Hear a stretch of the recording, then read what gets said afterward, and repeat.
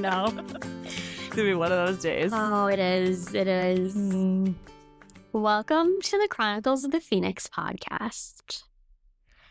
Today's episode is called Standing Where I Once Begged to Be. We're going to have a conversation about noticing the life you're already living and letting the progress you've made truly count. Yeah, this one was really special to me. I think about this a lot. It comes to me, in my practice through the years as a therapist, and in my own journey, but certainly recently someone special to me sent me this poem, and in a reflection of her own journey, and it really resonated with her, and she still sometimes struggles with her own perspective on life and her own progress in where she's at. And after hearing this poem, she said, 2 years ago, I would have been really proud of where I am today and surprised that I made it this far. And it was so cool to get that message from her and to see that she took the time to have this look back and for her to recognize the progress that she's made.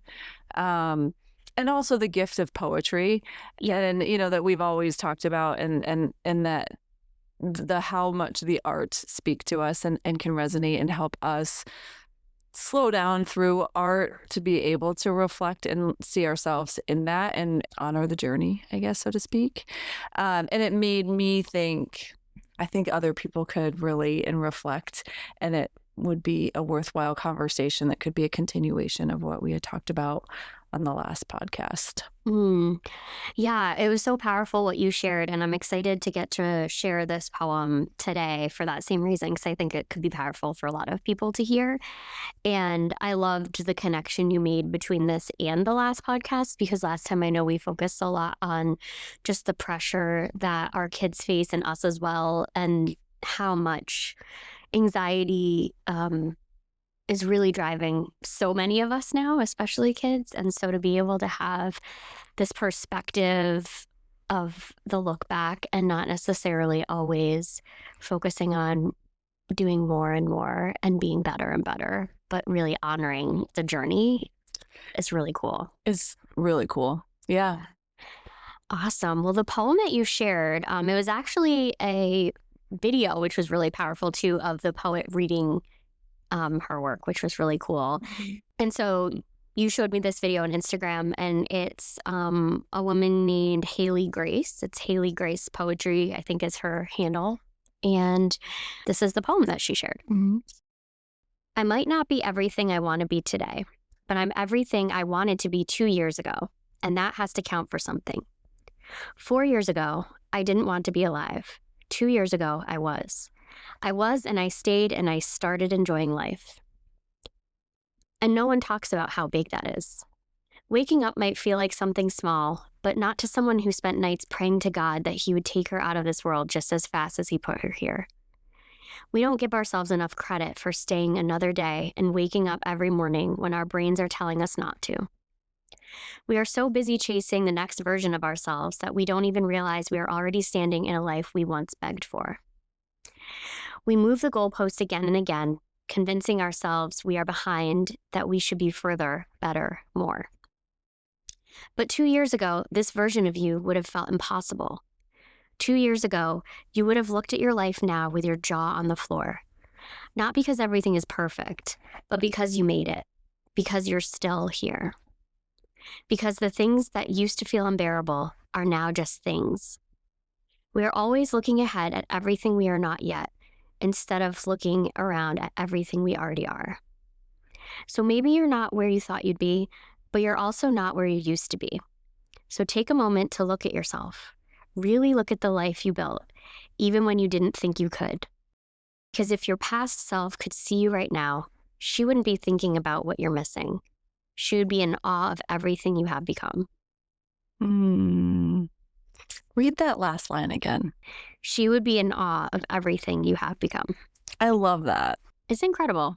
I think it's just such a powerful and deep and reflective piece of art. Honestly, like I even just reading it out loud, it's very moving and something that I don't know, for me, it's something that I'm not always comfortable in. Like I'm as I was reading it, I was even feeling a little like, oh my gosh, like thinking about reflecting like this, it's just not as natural to me. Mm. I don't know.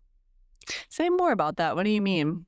I think I struggle to acknowledge things and successes and Mm. progress and change. Like I almost feel like self-conscious of it in a weird way. And so even reading this and thinking of like being proud or in awe or I don't know, it's a feeling that I definitely can say I don't sink into this that often. That's interesting. How do you think that is representative of culture and society?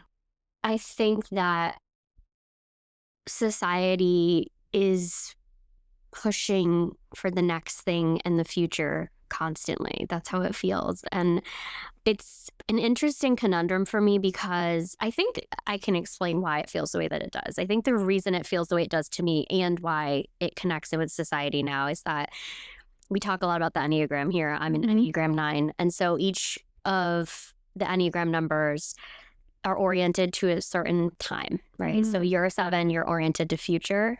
I'm oriented to past. And then there are some numbers that are oriented to present. And so as someone who's oriented to past, I do spend a lot of time thinking about the past. I spend a lot of time like reminiscing and having nostalgic moments and remembering things from when I was young. And I have a lot of like deep memories that I can think of that I've like probably replayed a million times in my head. I think when I do that, I'm always still looking through like my lens of myself at that time. Like I don't often do a reflect back where I'm me today and I can like go back and be like, wow, look at this journey. Look how far I've come. And I think what speaks to what you asked about society that connects here is I think for me to be able to jump into the pressures that we are often faced with to keep pushing forward, improving, getting better, doing more isn't always something that I innately do, or maybe I do, but I don't pick up on it all the time. Um, I almost like overextend that. Like I spend more energy trying to do those things and live into my future self and who I want to be and being very intentional about that to be sure that I do it and be sure that I get there. And I think society, our country, like everything is about improvement, getting better, setting goals, pushing forward, getting where you want to be, achievement, achievement, achievement, like we talked about last time. So that might be kind of a roundabout way to answer that question. But that's what I think. What do you feel like society does to kind of play a role with this? Well, I think that especially as women, we're taught to stay humble, don't brag, don't be boastful, Yep. right? I think to some extent that forced humility in that sense or honoring your achievements to some extent or celebrating your achievements in that way can be seen as being boastful or so we're almost taught to sort of especially I think as women Yep. to minimize Yep. them and to blend in Make it normal, small. normal smaller so that you don't make others feel bad or so that you don't appear that you're better than someone else that you never want to appear bossy or those kind of things that sort of like and I think that that plays a part for women at least so I think that is a piece of what it is a part of it. Hmm. I also think to your point that very externalized achievement oriented where I mean we're starting in kindergarten we're asking kids what are you going to be when you grow up Hmm. so you're starting that place of always looking to the next thing what college are you going to go to what job are you going to have when someone gets married the next question is when are you going to have a baby it's always about like when someone has a baby it's like when are you going to have the next baby it's always about the next thing Right. Where are you rather than headed? honoring what's now. And it's very overwhelming, right? Like you're a brand new mama just trying to figure out your newborn baby and trying to figure out your relationship as it's completely been turned on its axis Mhm. with a, and so people are saying like, oh, so when is number two going to happen? And you're like, Right. How do I even answer that question? Like my head's not there at all. And then there's a lot of pressure, and it speaks to what we said last time about that external motivation and just how much people can then make decisions based on that, feel like, oh, how many people do we talk to in our practices who sort of have followed the like next right thing that felt like it was supposed to be the way that I do something without having put much thought into like if that's what they want or and I think that it does result in this subconscious internalized message of if I'm not moving towards the next thing, I'm failing mm-hmm, because I'm constantly being questioned with what's next. So if I'm not achieving and moving towards, and I have to move the goalpost. So I think to some extent that's a piece of why that might feel uncomfortable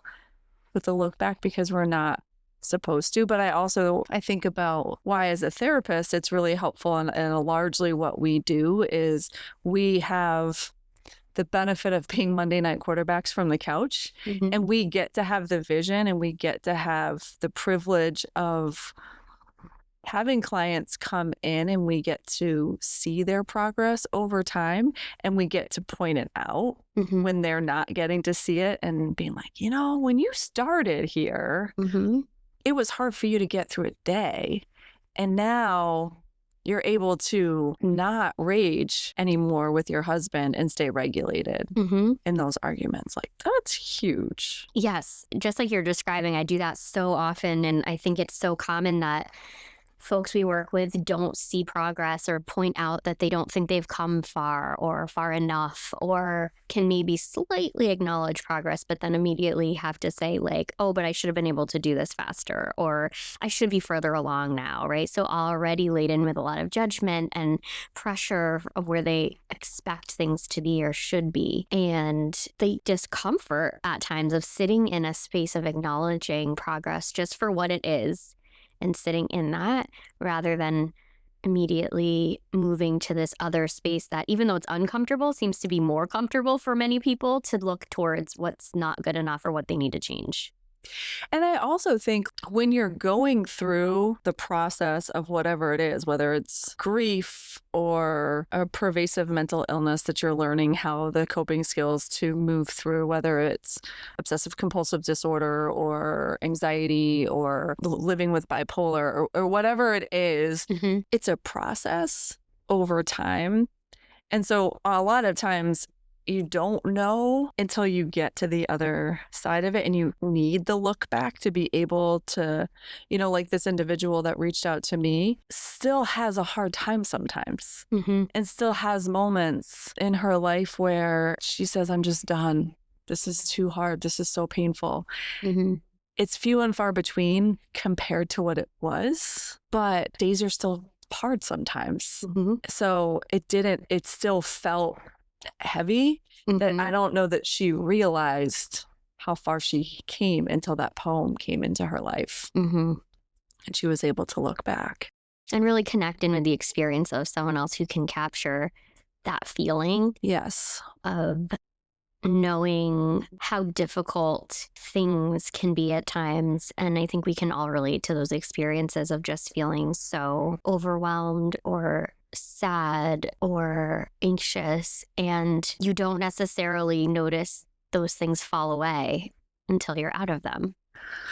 And like the struggle changed, right? Like the hard changed and the intensity of it changed. So it wasn't like all of a sudden my life is perfect and you know what I mean? Yeah, But it's it not a was light switch. Mm-hmm. yeah. I don't know. Maybe sometimes there's this thought that you're cured when everything feels perfect, Mm-hmm. but that's not really reality. Mm-hmm. Yeah, it doesn't need to be all or nothing. Mm-hmm. Yeah. So when we think about it, and I think in the work that we do with our clients is really helping people think about who they want to be what they're aligning towards and really what's next, in contrast to who you were when things were hard, what you did when you were surviving, what that looked like, and what shifted, and what did you notice was shifting. And I think we help people notice that shift. And then what do you tolerate now that you weren't able to tolerate before? I think that's a big one. And I think that it's something that we can often overlook because it becomes natural. I think when we start to tolerate something, right, this whole concept of essentially being okay with something maybe we once weren't, or we can navigate difficult emotions when we couldn't before. It's not something that stands out as very tangible to notice, like, oh, that's so different. I mean, occasionally I think you could say, oh, wow, my reaction to that is different, or I handle that differently. But the idea of something reaching a point where we can tolerate it and not respond in a way maybe that we used to, I think it's harder to see when we get into that space. It just sort of becomes something that we do, like a milestone we're reaching, for example. Totally. And I think also, like, when you think about it in terms of like people that historically suppressed emotions, that learn how to access emotions and start to feel again, and are able to tolerate sadness and anger and frustration and express them, and realize that, like, I am able to stay. I didn't, I've worked with people that largely that's the work. Like, they historically would compartmentalize and flee and numb, and their progress was learning how to get comfortable staying and communicate and express their feelings. And that became transformative work for them. Yeah, and how powerful that is to be able to do with people, I think, in the therapy realm. And I think even with our own families sometimes, being able to point out what we see changing or recognize growth, it's a very powerful experience to be in with somebody. And really kind of connecting it with the mind, body, spirit. So like really looking at the nervous system and, how you feel in your body throughout all of these things as well is so important as well. Yeah, and I think so much of what we're trying to capture here is understanding why it's harder to see these things that happen. And I think a piece of that is because the brain can struggle to hold on to progress and see it. And so I think as humans, our brains are designed to notice threat and discomfort more than ease, right? So that idea of tolerating something, right? That's sort of something becoming easier for us. We can, sit in emotion where it's not as hard as it used to be. We're not going to pay attention to that as much because our brain is going to attend to the thing when it's a problem to try to eliminate the problem. And the novelty fades quickly. Survival memories stick. So things that we get through that are really challenging or bigger in our lives are things that we can hold on to more so than some of the things that happen a few times and then we move on from it, or we learn to navigate and our brain just adjusts. Question. Yes. Given that you're someone that's oriented in the past and I'm a future oriented person, when you do your movie reels in your brain and your childhood self goes back, do you think of positive memories more than negative memories? Like what comes to you? Yes. It's generally more positive than negative. Part of that is I think we still both have optimism in our personalities. So I think that's a piece of it. There's a piece of me that will replay negative experiences that are more physically like traumatic, like when I've hurt myself or things like that I've gone through in my life, which was a common thing. Not as much anymore, but I used to really replay that a lot. And so I think that was more probably related to like a trauma memory more so than just like, oh, let me think of what it was like when I was young or remember this thing that happened. Most of the things that I experience are, I would say, positive memories. What do you think? What happens for you? I don't think about my childhood that much, honestly. I don't. Your future. Interesting. Like my older brother has vivid memories of our childhood. And, there's a lot of us, and I think all of our memories are very different. Like we had very different, which is perspectives or, and it's interesting, but like, I definitely am more future oriented. I think more about the future and fantasize about like wild things of what I want than more about like rewinding to the past. Yeah. As much. Interesting. So what I think is also interesting in the brain stuff is like when something improves, it becomes the new baseline. And that made a lot of sense to me. Like the baseline for what feels normal to us, like moves, right? So when you think of moving the goalpost or changing the goal or what you're shooting for, a piece of that is because we're oriented to like, okay, now I've achieved this thing. And you always said something, and it reminds me of this. And you talked many times over the years about your upgrades that you go through. Oh, yeah. Your version, Yes. whatever version. What version are you on now? I think I'm on like 56.3. 56.3. And what I love about that, what I'll share quickly, is that's something Erin will often bring to, oh my gosh, in our meetings, you would do this. You'd be preparing everybody for your next upgrade. Yes, And yes, I wish. and I loved that because I thought it was such a cool way of thinking of just like how to, and you didn't do it in a way that was like, oh, I'm bettering myself. And it was just like, no, I'm just like ready for the next version. Like, I'm just going to. I'm sort of over this version of myself. I need a I need a reboot. Yeah. And so you'd reboot and you'd go to the next version, which I love. But I think that's what this is saying. It's sort of like, it's almost like you upgrade your system. And I'll talk with folks about this idea of like your operating system, like for your computer or your phone. And like, when you get to this new space and you have like new tools and everything's different, like you're not going back and being like, oh my God, do you remember what like Word used to look like when we type in it and my computer? Like, I guess we could, but like you just get used to the next new thing. Do you know what I mean?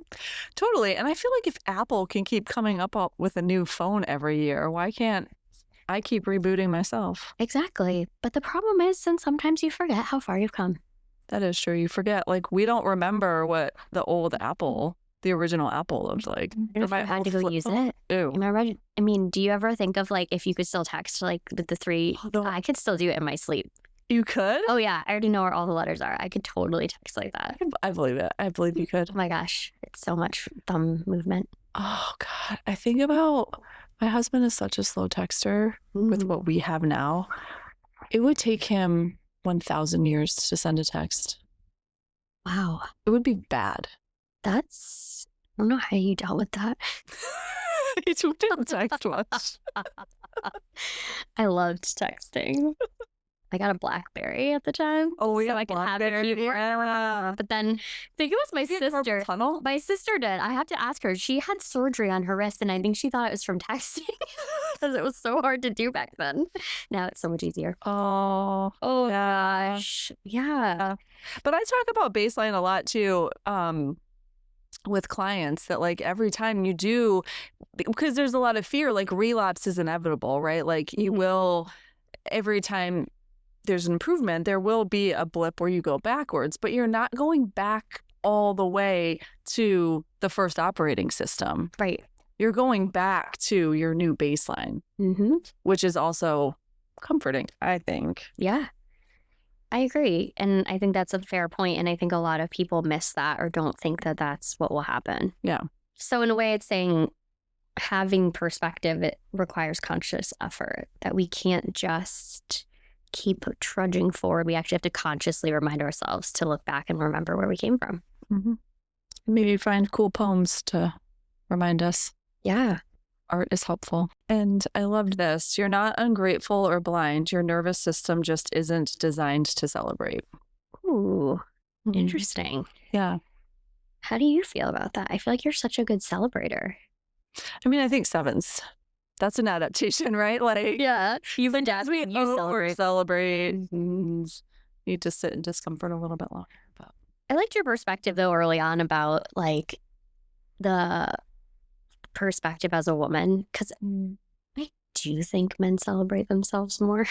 I mean, I'm not saying it's across the board for everyone, but there can be more celebration there. I think it's just more socially acceptable. So I think it's more socially a bit more of a boastful like way of being in the world and kind of like, here's what's going awesome for me. And I know we shouldn't speak too deeply on this since we are not men, but I just think it's a piece of the puzzle. I think it absolutely is a piece of the puzzle. I mean, I think it's reality. So yeah. So with that, how can we practice looking back? So I think it's important. I think everything we're talking about here is basically explaining why we're kind of set up not to do this. And so why it needs to be done and to be intentionally practiced. So I think some questions that you can ask yourself is, what would past you say about this present moment? What don't you do anymore? That you used to do? Yep. What feels normal now that once felt impossible? Can you answer that question? Is there one thing that feels normal now that once felt impossible? I have a good example. It's a simple one, but honestly, like raising our kids and like with my kiddo being that he's about to turn 13, I think this phase of life felt like something I could never imagine. Like dabbling with being home alone and like managing himself, like there's so much I feel like that when you see along the way, you're like, you can't even envision like that level of autonomy or independence. Not that I doubted him, it just feels so different than, and I always felt like, oh my gosh, I'm going to have such a hard time with that. I will never want to leave him home alone or I'll be nervous about what could happen. And then you just like get to a space where you realize, oh, like they're fine. Yeah. He's fine. I don't have to worry. He's responsible. He knows how to reach me. Like all these things that I felt like I'd have to be managing and providing him 8,000 tools to get through. And then you realize like you just don't have to do that and they're ready. I love that. Some personal reflections that I think you have to figure out what works for you because, as we've said, some things like meditation don't work for everyone. But letters to your past self. Like we've done those in school, Actually, I did with my brother's family, we did a time capsule. Really? 10 years is coming up next year. And I'm so excited because I do feel like definitely not the same person I was 10 years ago. No. Oh my gosh. I'm so excited for this moment. I know. Can I film it? Totally can. With a GoPro though. That's totally fine. We're gonna have to dig it up. We approximately know where it is. Beautiful. Mm-hmm. Doing anniversary check-ins. I think that your birthday pod was a really good example. We did a look back. Oh yeah. We did a fast forward. We did a present day little check-in. Covered all of it. You're a genius. Covered all of it with our geniusry. You just, I love that word. Yes. Yes, you did. And I loved every second of it, even if it was overwhelming.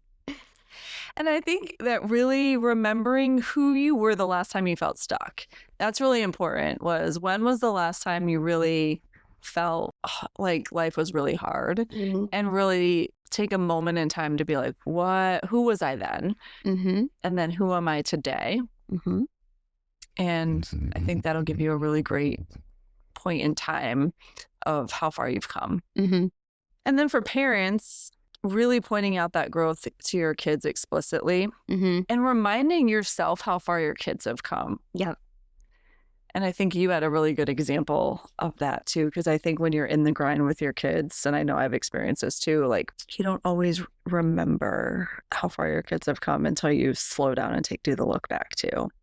Yeah. Yeah. And I shared before we talked on this pod, but I'll share really briefly a small example of that is my kiddo is also very past oriented, but his past orientation manifests in terms of like regret.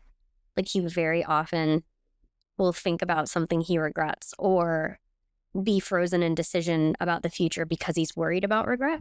Like, oh, I might regret if I don't do this, or I might, if I do, like, how do I know if I'm making the right decision? But it's oftentimes framed in this sense of regret.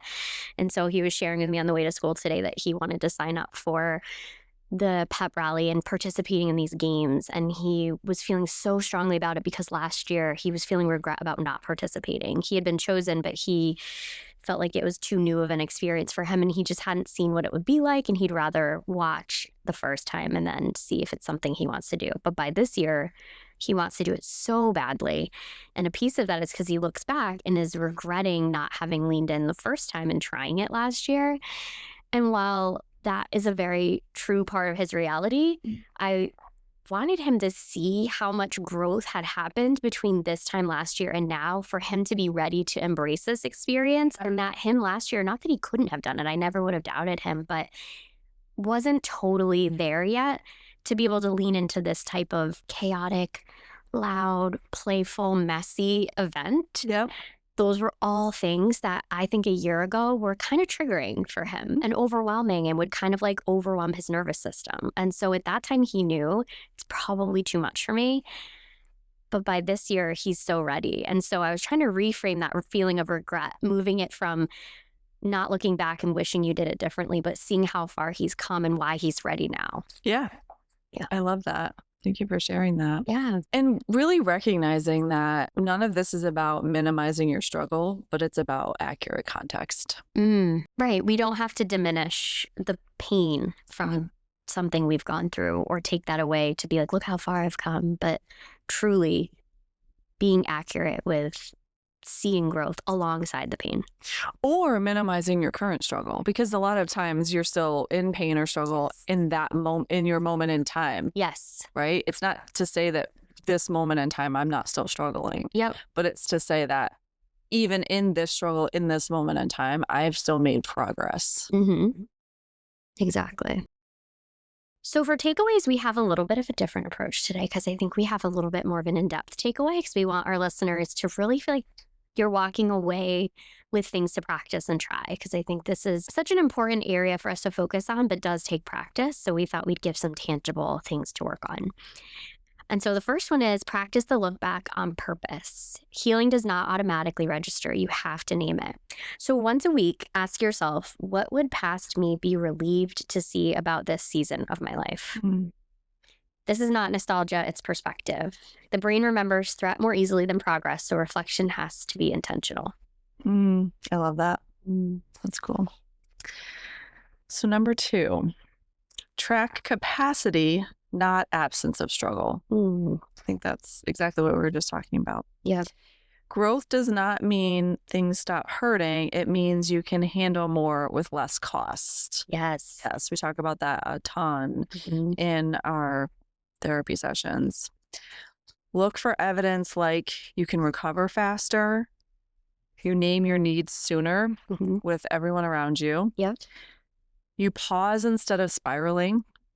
That rapid ticker tape in your brain and the rapid thoughts that are spiraling, you are able to control them more and you feel more in control of your thoughts and your nervous system. Yeah. You stay present through discomfort.